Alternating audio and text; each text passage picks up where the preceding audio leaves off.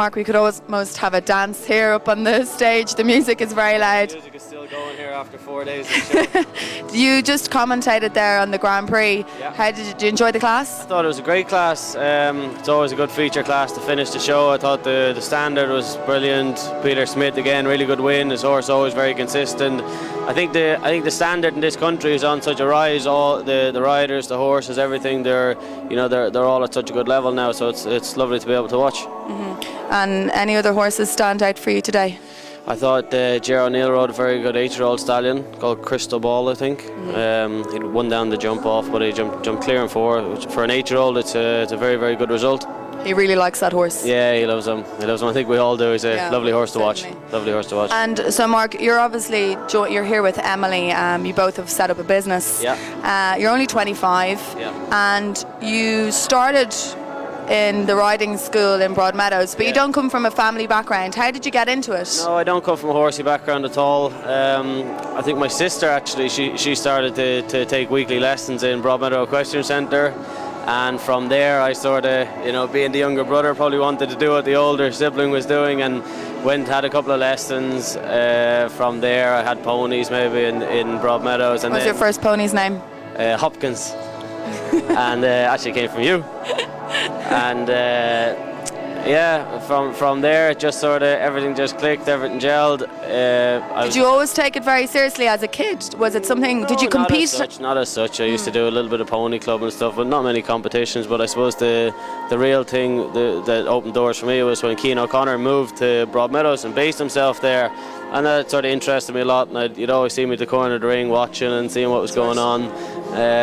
From there, I just asked Cian for a summer job one year and bought a horse off him and sort of based myself there, and then that was it. From my summer job, I never left. So you were hooked. Yeah, I was hooked on it, and it was a really nice place to be, and it was great place for me to start my career. I couldn't ask for a better tuition, Mm-hmm. And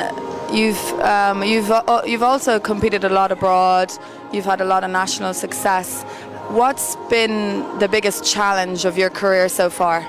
I suppose probably the biggest challenge in my career so far has been recently trying to get my own business set up, because I left Keen's last year, and now I'm out on my own. And as it is for everybody at the start, it's hard. You need to get owners in. You want to own your own horse. You have to try and juggle everything around. But I think I have enough experience to know what a good horse is, and I'm good with dealing with people and that sort of stuff.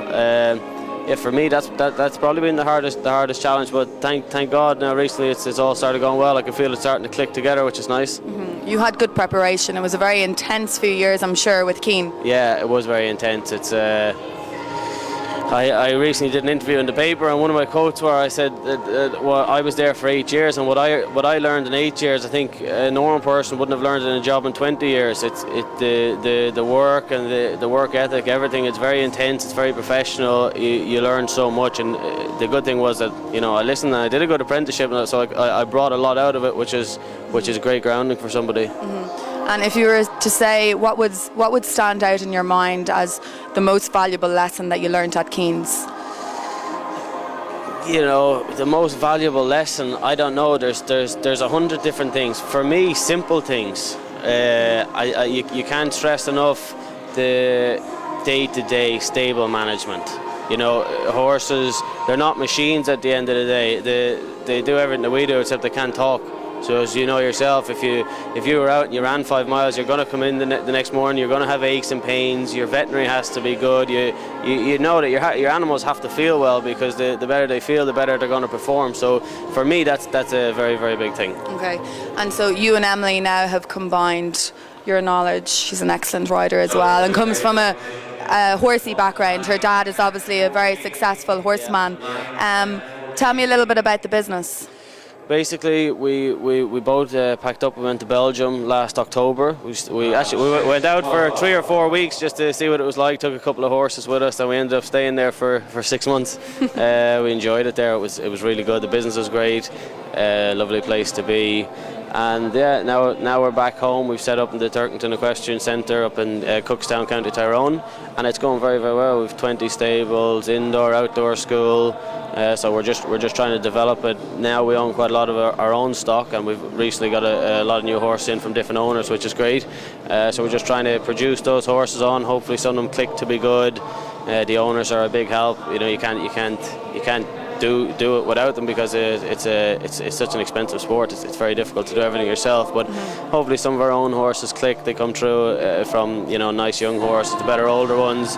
And yeah, that's basically what we're doing. We're just trying. Are you excited about a couple of horses that you have at the moment? One horse I have is very, very interesting is Willem. He's a 10-year-old gelding. Funny story. This time last year he was still in the pony club competing over 80 centimetres. So he's done quite a good change around. I jumped him here in the National Grand Prix on Friday, and he had the second last fence down. He jumped very good.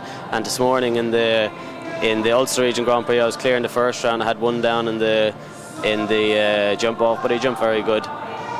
He's actually quite well placed in that league, I think. So I was trying to gain a few points here today, but I missed out. But fortunately enough, Emily won with her horse, so it was a good day for us anyway. You combined up. Yeah, exactly. I suppose if one of us taking home the money, it doesn't really matter. That's what it's all about. That's the partnership.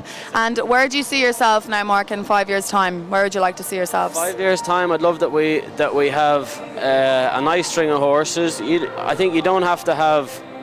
People say, I've got 30 horses in. At the minute we've got 22 horses in. It is quite a lot. I'd love to have a nice amount of horses that both myself and Emily we've a good string each, that we can go to shows, we can compete at a higher level. I want to start to travel. I want to maybe try and organise a trip away at the back end of this year. Follow the Grand Prix League around here, the Autumn League in the back end of the year. That's a nice league, and then maybe try and go away after that. So that's the short-term plans at the minute, and that's what we're trying to do. So. Okay. Well, we'll be watching this space. I'm sure you've a lot of exciting times ahead. Yeah, exciting times, exciting horses. So hopefully it can all click and come together for us. So. Okay. Well, Mark, thanks for taking the time, and best of luck. No problem, Aimee. Thank you very much.